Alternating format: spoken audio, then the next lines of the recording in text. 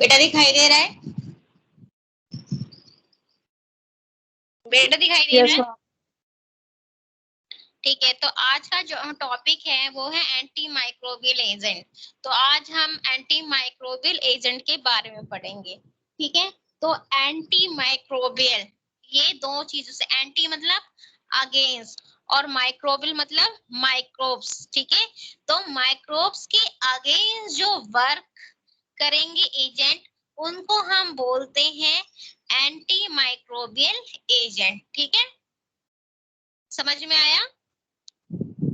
सृष्टि, साक्षी, बेटा गाँव। Yes ma'am. ठीक है, तो एंटी माइक्रोबियल देखो दो चीजों से मिलके बना है, एंटी प्लस माइक्रोबियल।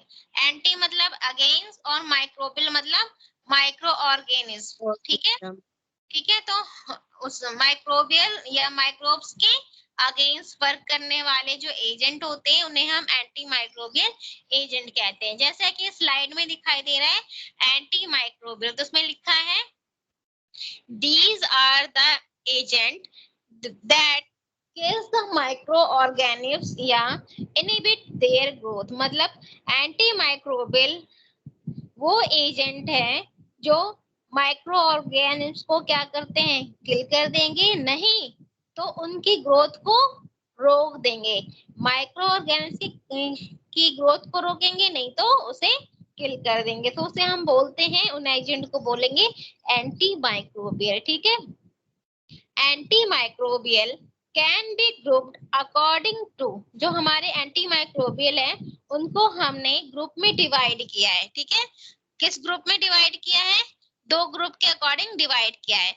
नंबर 1 है माइक्रो ऑर्गेनिज्म, नंबर 1 है माइक्रो ऑर्गेनिज्म, और नंबर 2 है उनके फंक्शंस। जैसा कि मैम ने माइक्रो ऑर्गेनिज्म के बारे में बताया था ना, जिसमें हमारे वायरस, फंगल और बैक्टीरिया, प्रोटोजोआ, एल्गी, ये सारे क्या है हमारे माइक्रो ऑर्गेनिज्म। तो हमने एंटी माइक्रोबियल को दो ग्रुप के अकॉर्डिंग डिवाइड किया है कि कौन से माइक्रो ऑर्गेनिज्म है और उनका फंक्शन क्या है। तो मतलब नंबर 1 है माइक्रो ऑर्गेनिज्म और नंबर 2 है फंक्शन।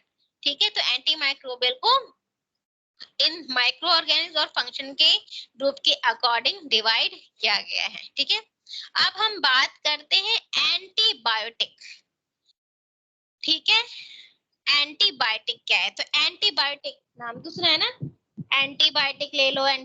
अगर किसी को कोई भी इन्फेक्शन हो जाता है कुछ भी, तो हम कहते हैं ना एंटीबायोटिक ले लो। मतलब एंटी मतलब अगेंस्ट, बायोटिक मतलब माइक्रो ऑर्गेनिज्म है वो। ठीक है, तो उसके अगेंस्ट जो वर्क करेंगे, तो यहाँ आ रहे एंटीबायोटिक। तो क्या है?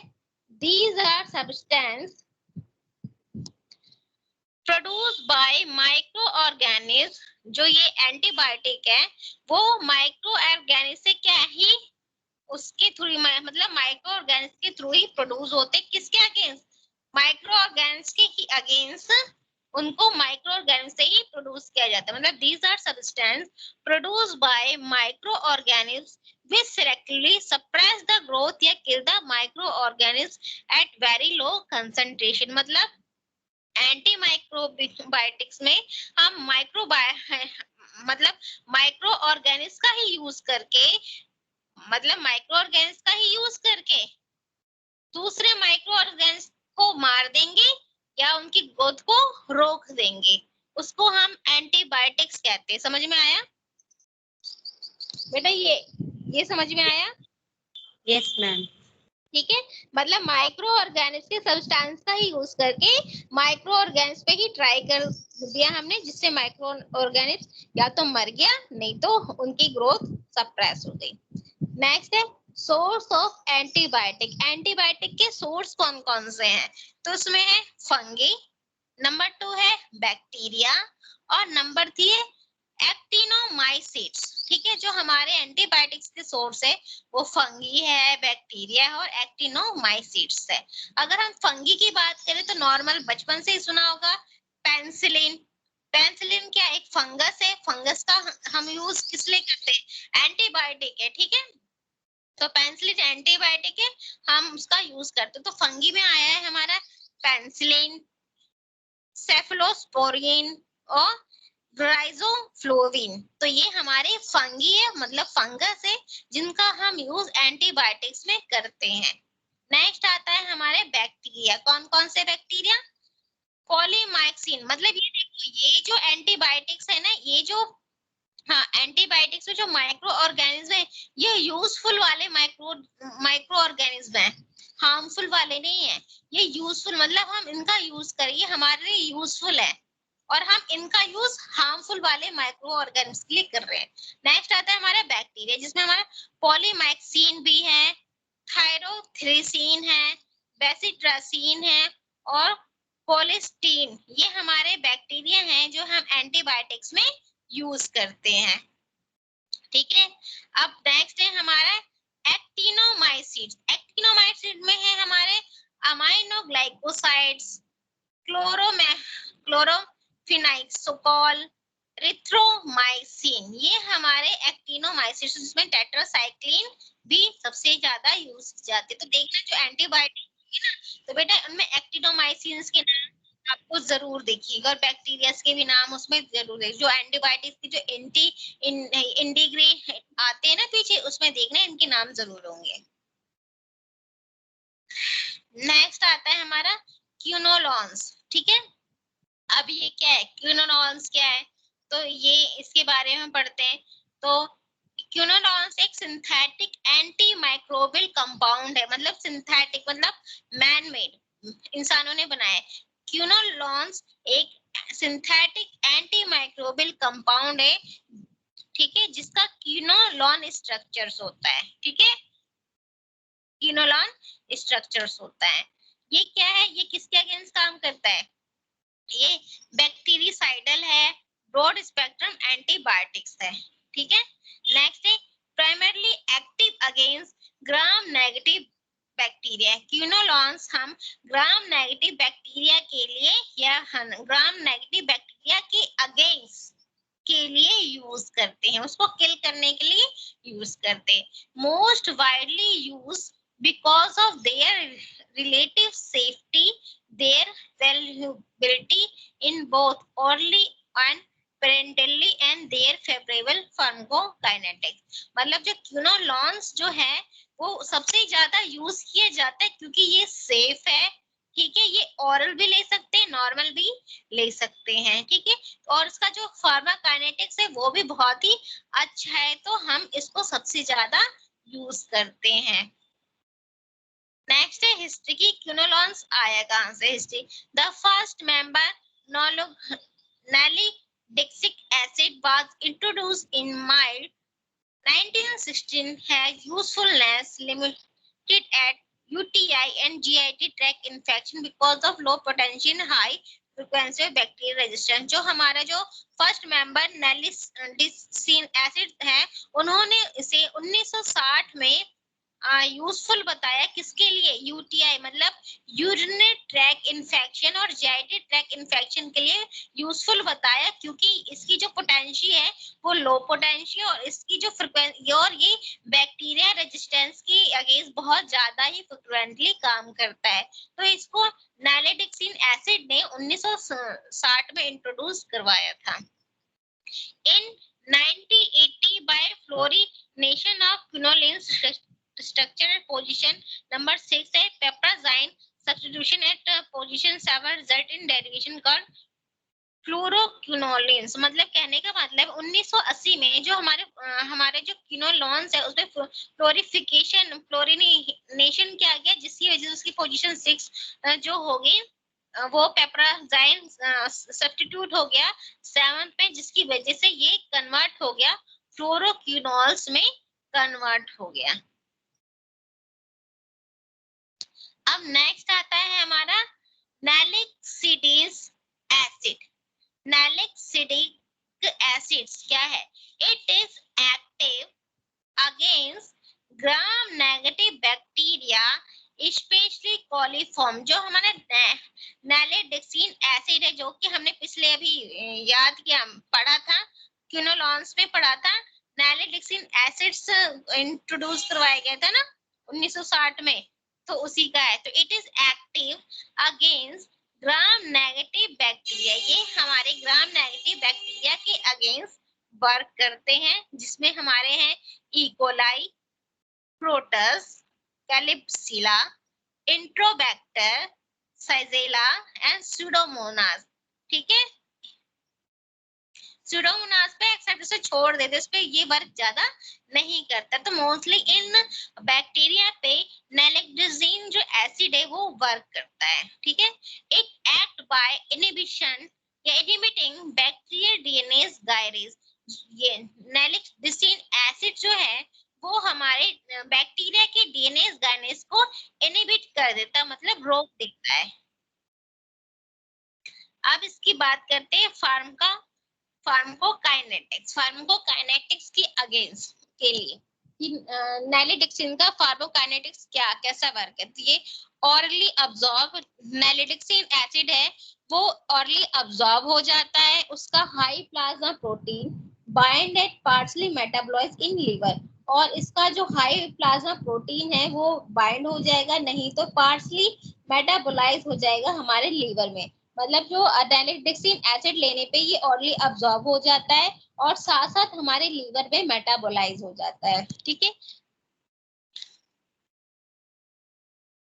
और ये अराउंड कब तक वर्क करता है? अराउंड 8 आवर्स तक, मतलब 8 आवर्स तक के वर्क करता है। इसका जो टाइम टेकन है वो 8 आवर्स तक है। ठीक है, therapeutically concentration retained in urine and gut lumen are lethal to common urinary pathogen and dehydra causes coliform।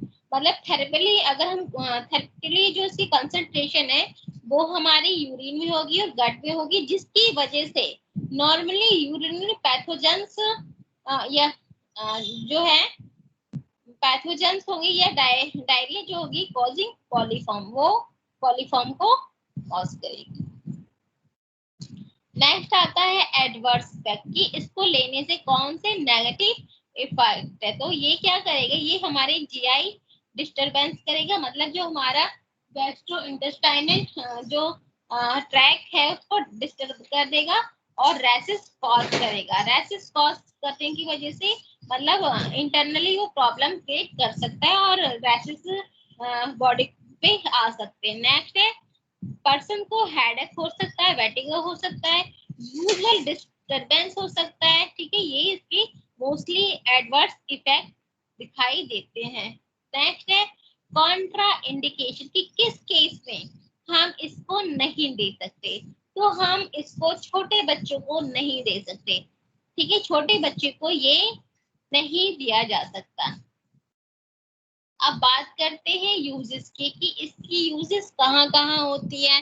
तो it is primarily use as urinary antiseptic, मतलब जैसा कि हमने बताया ना कि ये यूटीआई में यूज किया था, तो यूरिनरी एंटीसेप्टिक के रूप में हम इसका यूज करते हैं। Nitrofluorination should not be given non currently antagonist occur. जो हमारे नाइट्रोफ्लोरेशन क्या है वो काम नहीं करता है। ठीक है, in the treatment of diarrhoea causes bye coliform, जो कॉलीफॉर्म से जो डायरिया कॉज होते ना, कॉलीफॉर्म से जो डायरिया होते उनके ट्रीटमेंट के लिए हम इसका यूज करते हैं, जिसमें हम नॉरफ्लॉक्सिन या सिप्रोफ्लॉक्सिन प्रेफर करते हैं। मतलब डायरिया के केस में हम नॉरफ्लॉक्सिन या सिप्रोफ्लॉक्सिन का यूज करते हैं।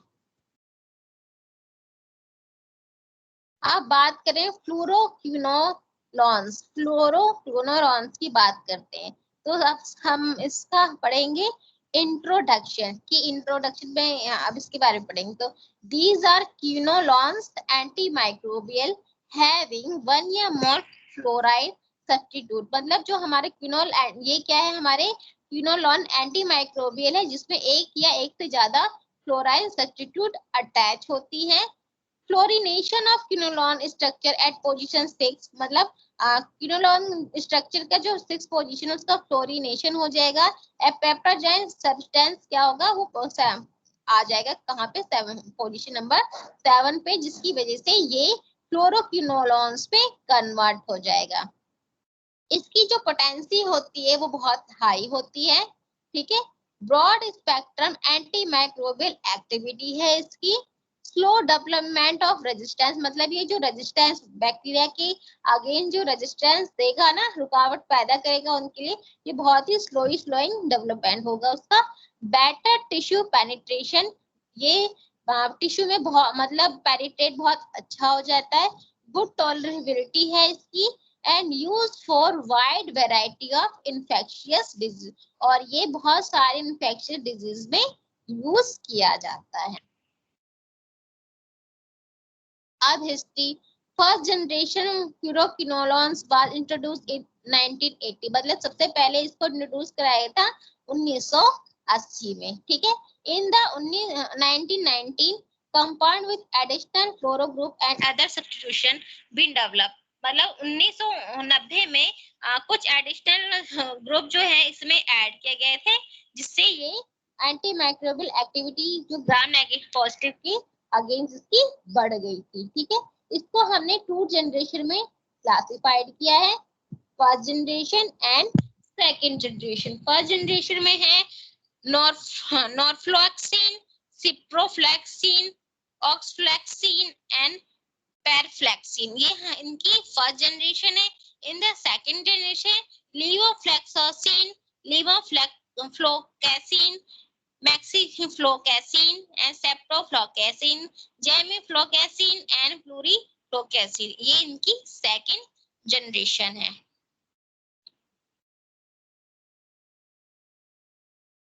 अब हम बात करेंगे मैकेनिज्म ऑफ एक्शन की, ये मतलब इसका मैकेनिज्म क्या, हमारी बॉडी में ये वर्क कैसे करता है। तो quinolones target bacteria DNA gyrase and topoisomers 4, जो हमारा क्यूनोलॉन्स है वो बैक्टीरिया के डीएनए गायरेंस को मतलब टारगेट बनाता है, और साथ साथ टोपो आइसोमेरेस 4 को भी मतलब टारगेट बनाता है, जिसकी वजह से ये इसको क्या कर देंगे, या तो इसको रेस्ट्रिक्ट कर देंगे या इनहिबिट कर देंगे, जिसकी वजह से माइक्रोबियल ग्रोथ जो होगी वो नहीं हो पाएगी। तो क्यूनोलॉन्स का जो मेन टारगेट है वो डीएनए गायरेज होता है। अब बात करते हैं ग्राम negative bacteria.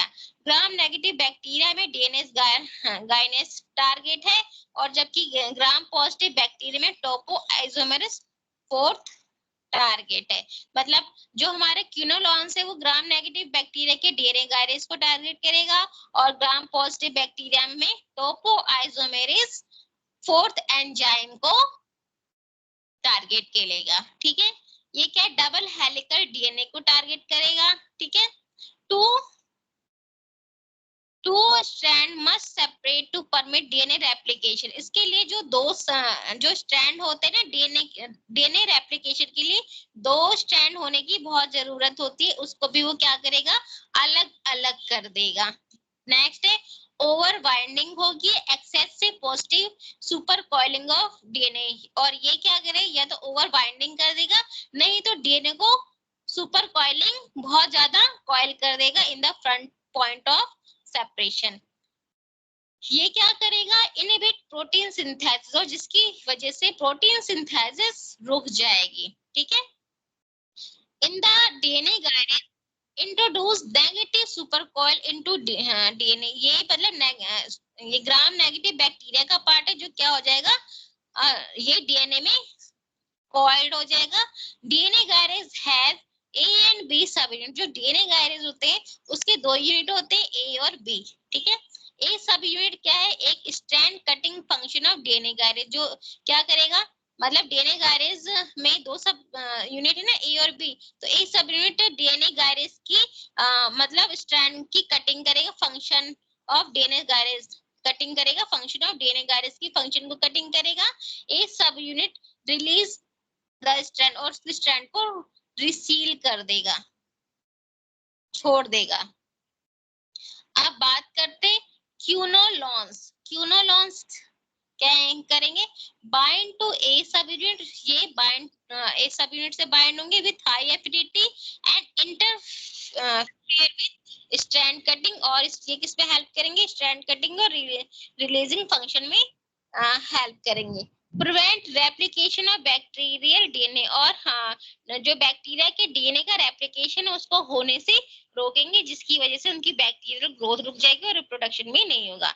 Next, finally bacteria death अगर, जिसकी वजह से बैक्टीरिया की डेथ हो जाएगी। आप ये देखो, ये हमारा बैक्टीरिया है, ठीक है, इसमें डीएनए डबल स्ट्रैंड है, दिखाई दे रहा है, डीएनए रेप्लिकेशन होगा, तो इसमें देखो डबल स्ट्रैंडेड है ना, डबल स्ट्रैंडेड डीएनए उसको, उस स्ट्रैंड को ये क्या करेगा, सेपरेट करेगा, दूर ले जाएगा, ठीक है। अब देखो ये और इसको दूर ले गया, ठीक है, दूर ले गया, इसको हटा दिया, अलग अलग अलग अलग कर दिया, और उसके बाद से डीएनए पॉलीमरेज की वजह से इसको क्या कर देगा, डिग्रेड, मतलब हटाने और हटाने की कोशिश करेगा। देखो इसमें दिखाई दे रहा है ना, इसको हटाने की कोशिश कर, अलग अलग हो गए। अब ये देखो, और जो डीएनए गायरेज है उस पर ये इफेक्ट कर रहा है, और उसकी जो दो स्ट्रैंड थे वो अलग अलग देखो इस तरह हो गए, तो उसमें दो अलग अलग पार्ट्स आ गए हैं, जिससे ये आपस में रेप्लिकेशन नहीं करेंगे और प्रोटीन सिंथेसिस भी नहीं हो पाएगी।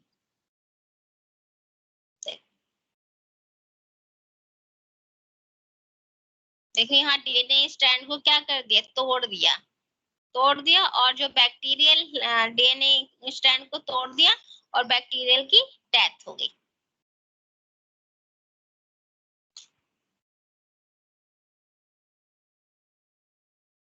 अब बात करते हैं फार्माकोकाइनेटिक्स, ठीक है, ये क्या है, रैपिड ओरल अब्जॉर्प्शन है इसका, हाई टिश्यू पेनिट्रेबिलिटी है, सीएसएफ एक्वस लेवल आर लो, इसका मतलब सीएसएफ मतलब, सीएसएफ तो जानते हो ना, सेरेब्रोस्पाइनल फ्लूइड और एक्वस लेवल आर लो होता है इनके, एक्सक्रीटेड इन यूरिन, एक्सक्रीट हो जाएंगे यूरिन में, urinary and biliary concentration are 10 to 15 fold higher than plasma, जो यूरिनरी और बाइलरी कंसंट्रेशन है वो 10 से 50 फोल्ड हायर है हमारे प्लाज्मा से, एक्सक्रीट इन यूरिन बताया था, metabolize by liver should not be use in hepatic failure, ये हमारे लीवर से मेटाबोलाइज हो जाएगा, जो हमारे हेपेटिक फेलियर में यूज नहीं होगा, एक्सेप्ट पेप्लोसिक्स एंड मैक्सिफ्लोक्सैसिन।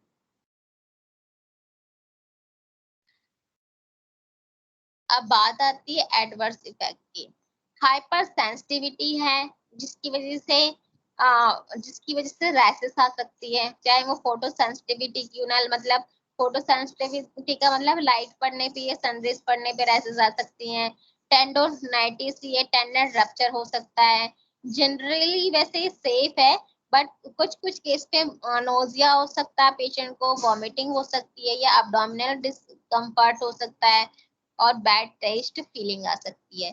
सीएनएस की वजह पे अगर ये एडवर्स इफेक्ट करेगा तो पर्सन को या पेशेंट को हेडेक हो सकता है, डिजनेस हो सकता है, हॉल्यूसिनेशन हो सकता है, ठीक है, नहीं तो सीजर्स भी हो सकते हैं, सीजर्स को हम बोलते हैं दौरे, ठीक है, और ये सबसे ज्यादा उनको होता है जो नसाड़ भी साथ साथ लेते हैं। नेक्स्ट है प्रोलोंगेशन है, टीसी प्रोलोंगेशन में हमारा सेप्रोफ्लेक्सिन है, गैटिफ्लॉक्सिन है, मैक्सिफ्लॉक्सिन है, causes caution use in patient who are taking drug that are known to prolong the QT interval, मतलब ये उन पे भी इफेक्ट कर सकते हैं जो कार्डियक ड्रग लेते हैं। अब बात आती है इंट्रैक्शन की, नसाड़ में enhance CNS toxicity of FQ frequently, मतलब जो नसाड़ है वो सीएनएस की टॉक्सिसिटी को बढ़ा सकती है, सीजर्स देखने को मिल सकता है, और एंटासिड सेफ्राफ्लेक्स या आयरन सॉल्ट रिड्यूस अब्जॉर्प्शन, और ये उनके अब्जॉर्प्शन को रोक सकते हैं। ये थेरेपेटिकली यूज किया जाता है कहाँ कहाँ, यूटीआई में, गोनोरिया में, टाइफाइड में, बोन सॉफ्ट या वुंड इन्फेक्शन में, रेस्पिरेटरी इन्फेक्शन में या ट्यूबरक्लोसिस में ये यूज किया जाता है।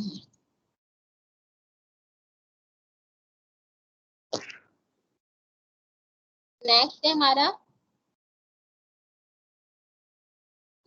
हमारा या कौन, जिसमें क्या ये मोस्ट रिलायबल एजेंट है, faster acting bacterial side drug for enteric fever. ये मतलब ये फास्ट ये बैक्टीरियल मतलब ये बैक्टीरिया पे जल्दी एक्ट करेगा, ठीक है, खासतौर से फीवर में। और डेली 4 ग्राम 2 दिन के लिए लगातार लेना होता है। 2 gram daily till 2 days after fever subsides, fever खत्म होने के बाद भी 2 दिन इसे ले सकते हैं। Bone joint soft tissue and bone infection, ये bone joint soft tissue and bone infection में यूज किया जाता है। Skin and soft tissue infection में भी यूज किया जाता है और जॉइंट में भी, जैसा कि दिखाया गया।